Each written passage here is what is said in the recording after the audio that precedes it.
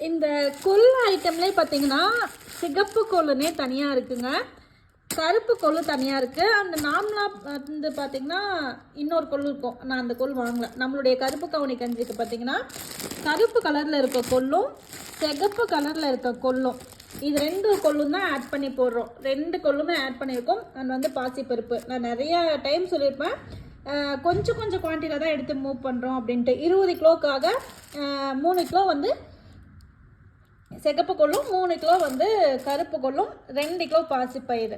சரிங்களா? இதோட சீரகம், மிளகு, கருப்பு கவுனி, பார்லி எல்லாமே ஆட் பண்ணுவோம்.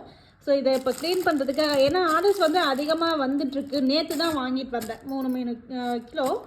ஸோ திரும்பவும் வந்து ஆர்டர்ஸ் அதிகமாக வந்துருச்சுன்றதுனால அகைன் 3 கிலோவாக. ஆக்சுவலி அடுத்த டைம்லாம் பார்த்திங்கன்னா டைரெக்டாக விவசாயிகிட்ட வாங்கணும் அப்படின்றது தான் நம்மளுடைய ஆசை.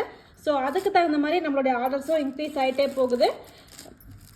நமக்கு வந்து ஆர்டர்ஸ் அதிகமாக வர நம்ம வந்து அடுத்த டைம்லாம் பார்த்திங்கன்னா டைரெக்டாக விவசாயிகிட்டே இதெல்லாம் வாங்கி நம்மளே க்ளீன் பண்ணிக்கலாம் அப்படின்றதுக்காக யோசிச்சுட்ருக்கோங்க. ஸோ உங்களுடைய ஆதரவுக்கு ரொம்ப நன்றி. கருப்பு கவுனி கஞ்சி மிக்ஸ் வெயிட் லாஸ்க்கு மட்டும் இல்லைங்க, ஹெல்த்து எனர்ஜியான ஒரு பிரேக்ஃபாஸ்ட் எடுத்துக்கணும்னு நினச்சிங்கன்னா தாராளமாக கருப்பு கவுனி கஞ்சி மிக்ஸ் வந்து குடிச்சிட்டு வரலாம்.